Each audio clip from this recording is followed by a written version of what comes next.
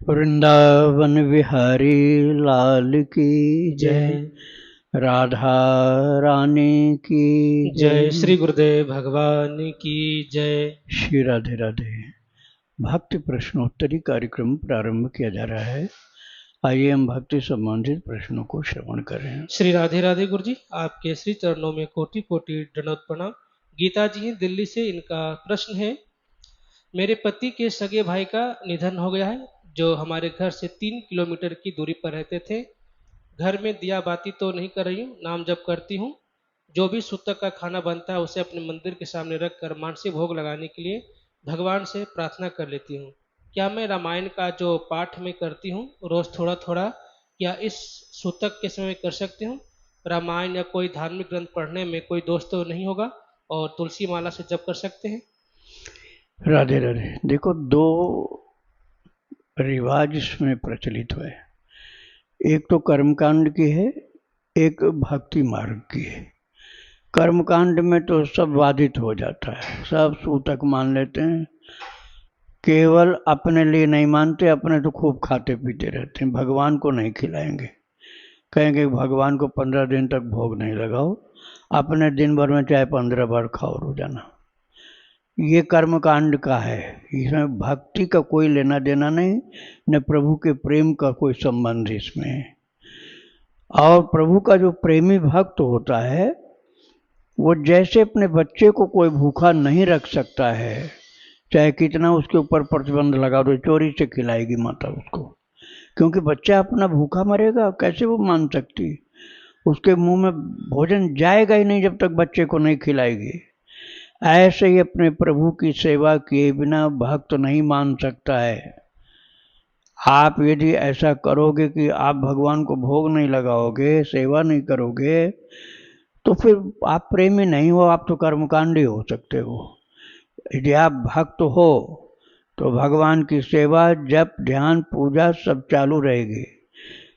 मुखाग्नि जिसने दिया हो, किसी को वैसा सूतक लगाओ मृत्यु वाला, तो जिसने मुखाग्नि दी वो मत करे, और लोग तो करते रहेंगे। भगवान की भक्ति तो उसको भी करनी जिसने मुखाग्नि दिया है।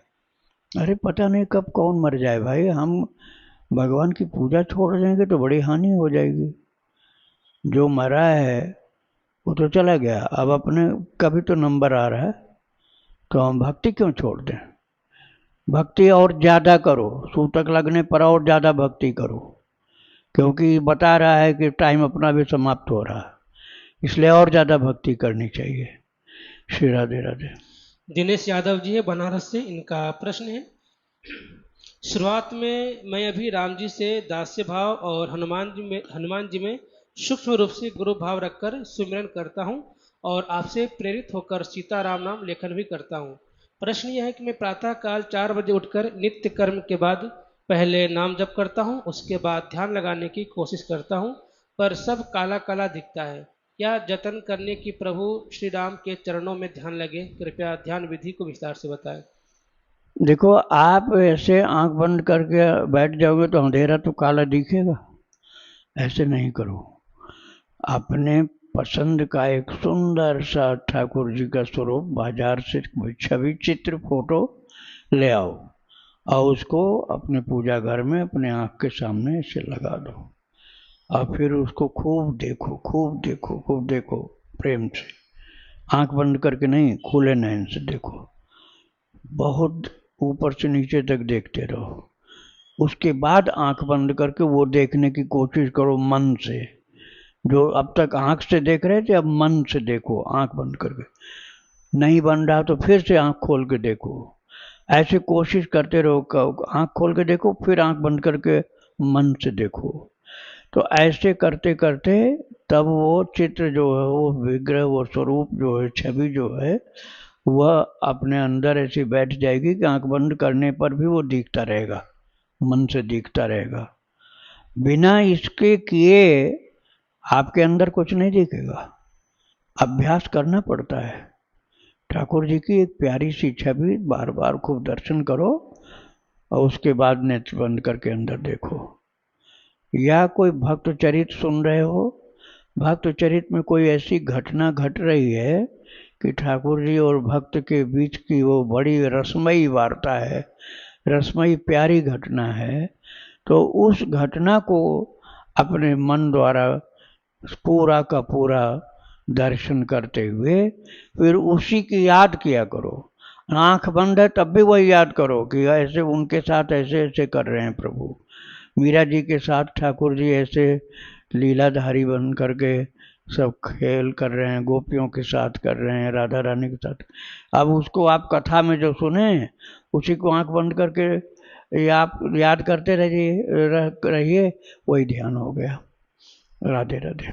महेश जी कनाडा से, इनका प्रश्न है, महाराज जी एकादशी व्रत के समय कब खाना खा सकते हैं और दीक्षा लेने के बाद बाहर होटल का खाना चाहिए या नहीं? प्राण निकल रहे हो तब खा लेना चाहिए, वैसे नहीं खाना चाहिए। होटल में मजबूरी में जब खाए बिना रहा न जाए तो फिर जो खाने लायक चीज़ है वो खाओ, गंदी चीज़ मत खाओ। लेकिन यदि उसके बिना काम चल जाए, फलाहार कर लो, दुग्धाहार कर लो, दही पी लो, लस्सी पी लो, केला खा लो, भोजन ऐसा मिल जाए सादा वाला तो कर लो। होटल में यहाँ गंदा चीज़ खाया पिया जाता है, मांस मछली खाते हैं, अंडा खाते हैं, लहसुन प्याज खाते हैं, उस होटल में नहीं खाना चाहिए। क्योंकि बर्तन तो वही देंगे जो मांसाहार वालों को देते हैं, वही बर्तन आपको देंगे, इसलिए वहाँ नहीं खाना चाहिए। राधे राधे। गुरुजी का इसमें ये भी था प्रश्न कि एकादशी के समय कब खाना चाहिए व्रत अगर है तो? एकादशी का व्रत कई प्रकार का होता है। यदि आपके बस का हो तो निर्जल निराहार व्रत करो, पानी की एक बूंद नहीं। लेकिन इतना नहीं कर सकते हो तो चरणामृत पी लो और भोजन मत करो। बहुत प्यास लगे तब चरणामृत पी लो भगवान का। और धूप में मत बैठो, छाया में रहो। तो जाड़े के टाइम की बात नहीं, गर्मी वाली बात बता रहा हूँ। तो निर्जल निराहार व्रत रख सकते हो, लेकिन बीमारी है कोई तो फिर ये व्रत नहीं चलेगा, तब आपको फलाहार करना ही पड़ेगा। भोजन फलाहार का होगा और जल भी पीना पड़ेगा। भजन खूब करो, इससे बढ़िया कोई व्रत नहीं है। खूब भजन करो, पाप वाले काम से बच के रहो, तो आपका व्रत बहुत अच्छा है। राधे राधे। प्रतीक्षा जी भिलाई छत्तीसगढ़ से, इनका प्रश्न है, महाराज जी मेरे पिता का अब जीवन का आखिरी पड़ाव प्रारंभ हुआ है। अब वे मांसाहार छोड़ने का निश्चय किए हैं, तो पहले किए हुए पाप को वो कैसे हटा सकते हैं? बहुत अच्छा उन्होंने निर्णय लिया है कि अब मांसाहार नहीं करेंगे। राक्षस से मनुष्य बनने की तैयारी हो गई उनकी। मांसाहार का मतलब राक्षस का भोजन, राक्षस वाला काम छोड़ दिया, मनुष्य बनने की तैयारी हो गई। अब वही महान मनुष्य बनना चाहते हैं, भक्त बनना चाहते हैं, तो उनको कहो भक्तों का चरित्र सुने, भक्ति आश्रम चैनल पर यूट्यूब में प्रतिदिन सुने और खूब प्रभु का नाम जप करें, जो नाम अच्छा लगे। राधा राधा राधा राधा, श्री राम जय राम जय जय राम, सीताराम सीताराम सीताराम सीताराम, जो नाम अच्छा लगे वही जप करें। लिखना चाहें तो लाल शाही से लिखें भी, और भक्त चरित्र डेली सुने। और खान पान में ढिलाई न करें, कोई कुसंग खराब आ गया तो उसकी बात मान करके गंदा चीज़ नहीं खाने लग जाएं। उसको आप दुश्मन मानो, उसे दुश्मन बोलो नहीं, लेकिन समझ जाओ कि वो तुमको बिगाड़ने वाला है, उससे बच के रहना होगा। राधे राधे। प्रश्न गुरु जी, गोस्वामी तुलसीदास जी कहते हैं, सिया राम में सब जग जानी, करऊं प्रणाम जोरी जुग पानी। अर्थात समस्त जगत में सीताराम का ही दर्शन करना चाहिए। वहीं दूसरी ओर वे कहते हैं, बने तो रघुवर ते बने, बिगड़े तो भरपूर, तुलसी औरन ते बने, ता बनिवे वे धूर। हाँ, ऐसी स्थिति में मेरे मन में यह प्रश्न उठता है कि जब तुलसीदास जी के अनुसार समस्त जगत सिया रामय है, तब इस पद में प्रयुक्त औरन से उनका आश्य किससे है? तो भाई ये दो स्थिति का वर्णन किया गया, एक साधक की स्थिति का और एक सिद्ध की स्थिति का। आप सिद्ध यदि हैं तो सिया राम मैं सब जग जाने वाला हो गया। और यदि आप साधक हैं तो बने तो रघुवर से बने, कै बिगड़े भरपूर। तुलसी बने जो औरतें, ता बनिबे में धूर। यदि भगवान से बने अर्थात मित्रता हो, सखा भाव हो, संबंध हो, प्रेम हो तो बढ़िया। और जगह की दोस्ती मित्रता संबंध सब बेकार, भगवान से हो। और बिगड़े भी, जैसे कंस का बिगड़ा हुआ था, कंस का भगवान से प्रेम नहीं था, भक्त नहीं था, वो द्वेष था उसका कृष्ण से प्रेम नहीं था, द्वेष था। तो उसका उद्धार हो गया। प्रेम तो नहीं हुआ उसका, भक्त तो नहीं हुआ, लेकिन आवागमन से मुक्त हो गया, जन्म मरण के चक्कर से मुक्त हो गया, मोक्ष हो गया उसका। क्यों? प्रेम तो नहीं किया, लेकिन दुश्मनी या द्वेष या क्रोध ये कृष्ण से ही करता था, और सारा ध्यान कृष्ण की तरफ था उसका।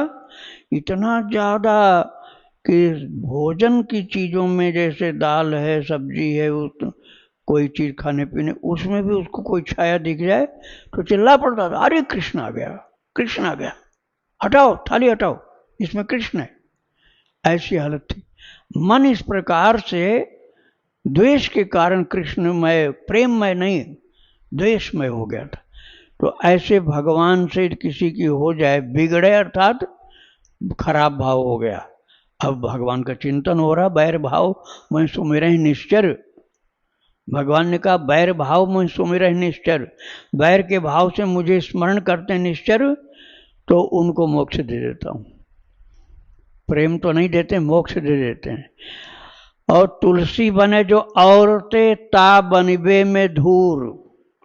और किसी से बनेगा, चाहे दुश्मनी हो चाहे दोस्ती हो, तो व्यर्थ जाएगा जीवन, ये कह रहे हैं। राधे राधे। प्रश्न गुरुजी, अगर किसी महीने में एक एकादशी न रख पाए तो क्या अगली एकादशी जोड़ी में रखने से पिछली एकादशी का फल भी मिल जाएगा? नहीं, ये तो नहीं होगा, लेकिन भूल दोबारा क्यों करो? जब पता चल गया कि एक बार भूल हो गई तो दोबारा उस भूल को क्यों करो? अरे तुम्हारा एक बार इतना बड़ा घाटा हो गया, अब दोबारा घाटा कोई करेगा क्या? तो सावधान हो जाओ, अगली बार की जो गड़बड़ी है उसको मत होने दो। राधे राधे। वंदना जी हैं लक्ष्मीनगर दिल्ली से, इनका प्रश्न है, गुरुदेव मेरे सिर पर लगभग 1 साल से ऐसा लगता है कि कुछ चल रहा है। मुझे कभी कभी जूझ चलने का भ्रम हुआ। मैंने काफ़ी तरकीबें सोच के पता किया, क्या नहीं है। सिर को साफ रखा, फिर भी एक ही जगह पर जैसे कुछ रेंग सा रहा हो ऐसा लगता है। कभी कभी मुझे कोई भ्रम हो रहा है या फिर कुछ और है, कृपया मेरा समाधान करें। कहाँ चलता हुआ महसूस? सिर के अंदर, सिर के अंदर कोई कीड़ा मकोड़ा नहीं चल रहा। कीड़ा मकोड़ा हो तो आदमी बच नहीं सकता, थोड़े दिन में खत्म हो जाता। ये जो है इसको बोलते हैं सुषुम्ना नाड़ी। सुषुम्ना नाड़ी जो है स्पंदन करती है, उसका मुख्य स्थान है ब्रेन, और वैसे पूरा बैकबोन में होती सुषुम्ना नाड़ी। नीचे मूलाधार है, सबसे नीचे का जो स्थान है एनस के पास का, वो मूलाधार है। वहाँ से ऊपर एक एक चक्र हैं, मूलाधार, स्वाधिष्ठान, मणिपुर और अनाहत, जिसको हृदय चक्र बोलते हैं, विशुद्ध चक्र, आज्ञा चक्र और सहस्रार। तो नीचे से ऊपर तक ये जो चक्र हैं, इनके भीतर से इड़ा पिंगला सुषुम्ना 3 नाड़ी मुख्य रूप से हैं। वैसे तो बहुत है, 72,000, लेकिन जो सुषुम्ना नाड़ी सबसे ज़्यादा पावरफुल होती है। ये जब वो एक्टिवेट हो जाए तो अप्राकृत शक्तियाँ प्रकट होने लग जाती हैं। तो उसमें स्पंदन होने पर ऐसा लगता है कि कीड़ा सा चल रहा है। कीड़ा नहीं चलता है, वो कभी ऐसे स्पंदन उसका महसूस हुआ, कभी कान में भनभनाहट सी होगी, झिंगुर की सी आवाज़ होगी, कभी बैकबोन में कहीं वाइब्रेशन सा होगा। ऐसा होता है, उससे हानि कुछ नहीं। आप भजन करोगे ये स्वतः ही होता है और फिर शांत भी हो जाएगा। राधे राधे।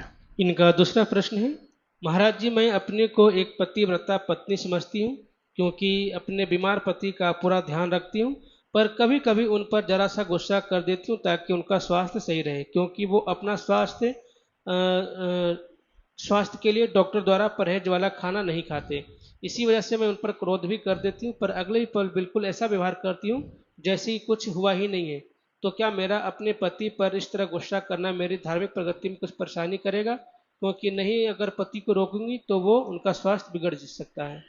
देखो, ये कोई क्रोध नहीं है, ये एक प्रकार का प्रेमपूर्ण अनुशासन है।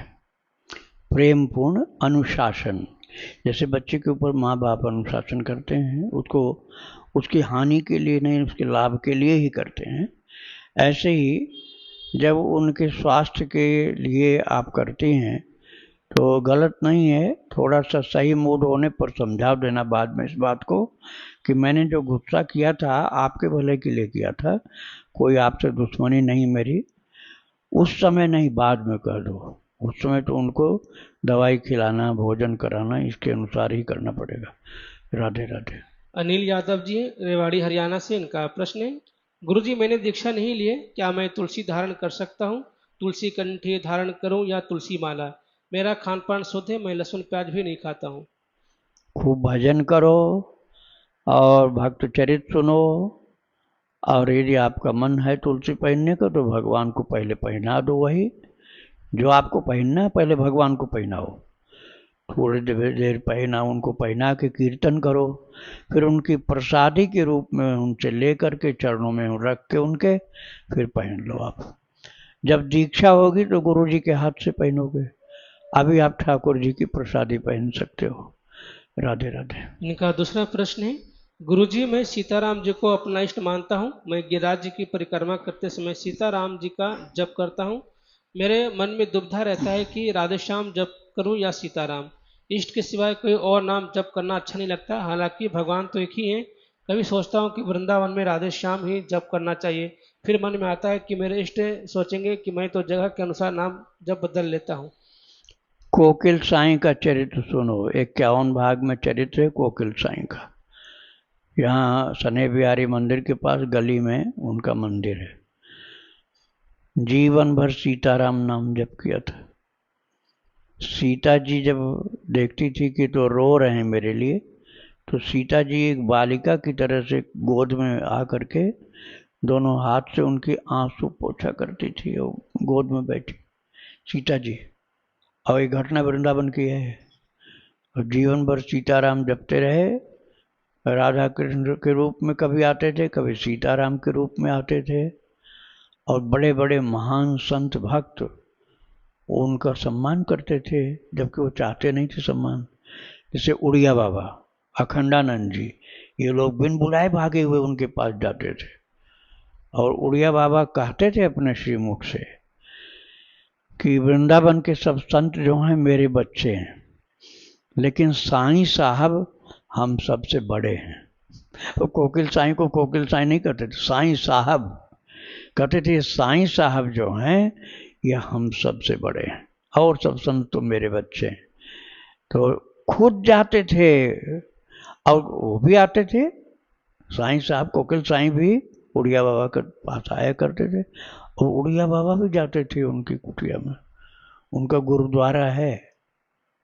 गुरुद्वारा जो पंजाबी लोगों का होता है, उसमें आधा पोर्शन में गुरुद्वारा है और आधा पोर्शन में सीताराम जी का मंदिर है।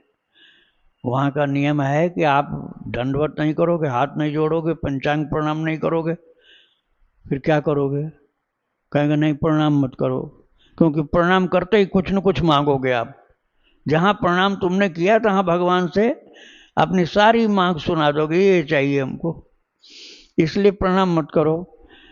तो भक्त पूछता था कि बाबा फिर क्या करें हम? बोले कुछ भजन करते हो?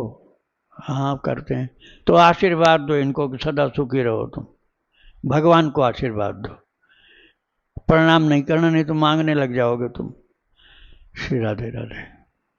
रीना देवी है, उनकी एक सखी का प्रश्न है, गुरुजी, मैं हर रोज कृष्ण महामंत्र का नाम जप करती हूँ, भक्ति चरित्र भी सुनती हूँ आपके मुखारविंद से, और श्री जी ठाकुर जी की सेवा विराजमान है वो भी करती हूँ। अभी हमारी गुरु दीक्षा नहीं हुई, जिसके कारण मन कभी कभी बहुत व्याकुल होता है कि श्री जी कब कृपा करेंगी मुझ अधम पर, कब गुरुदेव का चरणाश्रय मिलेगा पता नहीं। मैं रोज प्रार्थना करती हूँ कि मुझे गुरुदेव से मिला दें। मेरा वात्सल्य भाव है ठाकुर जी के लिए और श्री जी को बहुरानी मानती हूँ। कृपा तो बहुत करते हैं पर गुरुदेव अभी तक नहीं मिले हैं।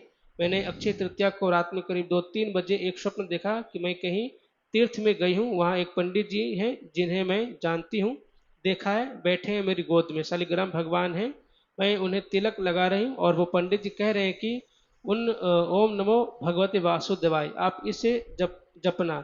मैं बहुत खुश होती हूँ, सोचती हूँ कि मेरी गुरु दीक्षा हो गई। फिर उनसे पूछा कि इस मंत्र का कितना जप करें, तो पंडित जी मुस्कुरा कर कहा कि 4 माला कर लेना, और मेरी नींद खुल गई। अतः अब मुझे समझ नहीं आ रहा है कि मैं क्या करूं, क्योंकि जिन संतों का स्मरण करती हूँ वो तो नहीं आए। कृपया कर मेरा मार्गदर्शन करें। यदि आपकी श्रद्धा है तो आप जप सकते हैं, और भगवान के भक्तों का चरित्र सुनो, नाम जप मंत्र जप करते रहो, और जब प्रभु कभी आगे चल के संकेत करेंगे तब प्रत्यक्ष रूप से दीक्षा ले लेना। राधे राधे। राजेश्वरी जी हैं मुंबई से, इनका प्रश्न है, आपके चरणों में दंड प्रणाम।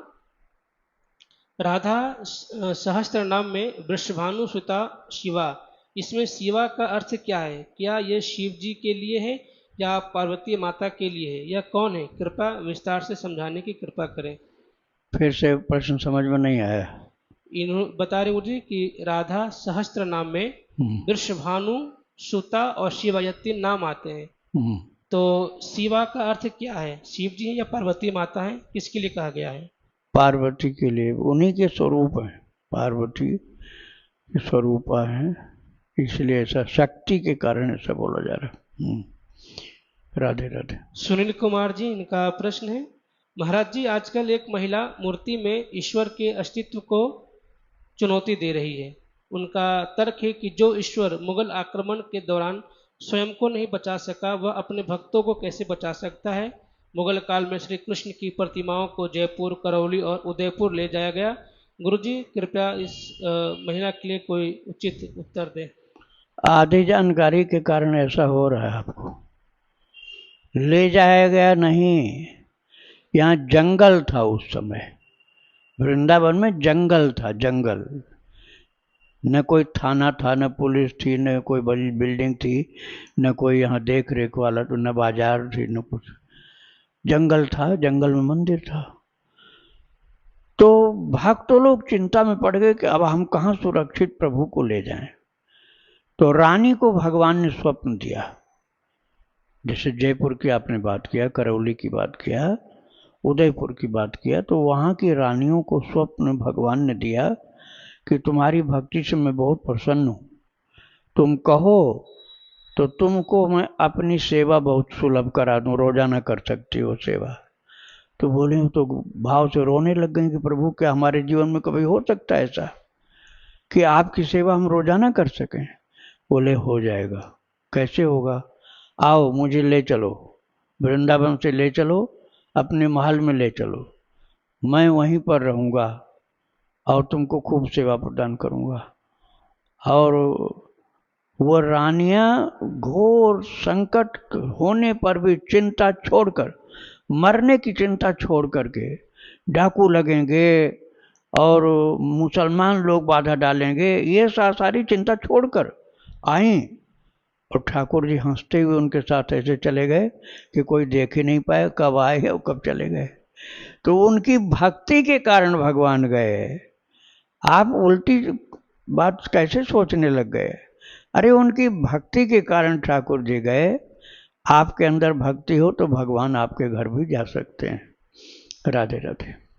राणा साहिल जी गुजरात से, इनका प्रश्न है, महाराज जी आपने जैसा कहा वैसा ही किया, सारे मांस के बर्तन बदल दिए हैं और चूल्हे फ्रिज आदि को भी गंगा जल से मार्जन कर दिया है। अभी मैं इतना ही कर सकता हूँ क्योंकि मेरी आयु अभी 20 वर्ष की है, नाम जब भी करता हूँ, और प्रभु ने मेरा प्याज लहसुन भी छुड़वा दिया है।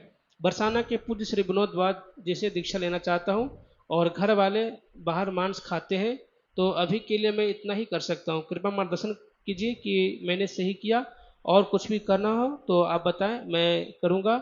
और क्या बाबा से दीक्षा ले सकता हूँ अब?